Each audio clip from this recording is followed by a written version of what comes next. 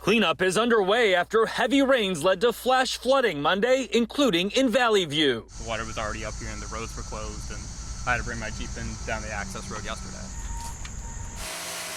Sam Miller worked to clear more than 4 feet of water from his basement after it flooded for the third time in as many years. He just finished repairs from the last one. They just had a new electrical panel put in, hot water tank, furnace, so all that's going to have to be redone. Though the Cuyahoga River receded, it left behind a muddy mess.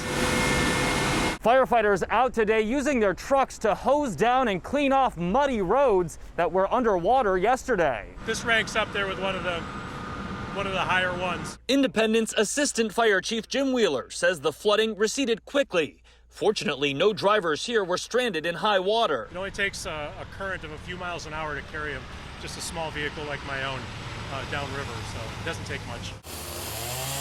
In Cleveland, crews cleared debris along Doan Brook after it flooded Martin Luther King Jr. Drive, stranding several drivers in high water.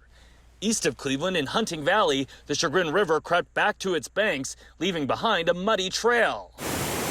But in Elyria, the Black River still roared as it remained near flood stage Tuesday, and people across the area worked to dry out and clean up. It definitely gets frustrating.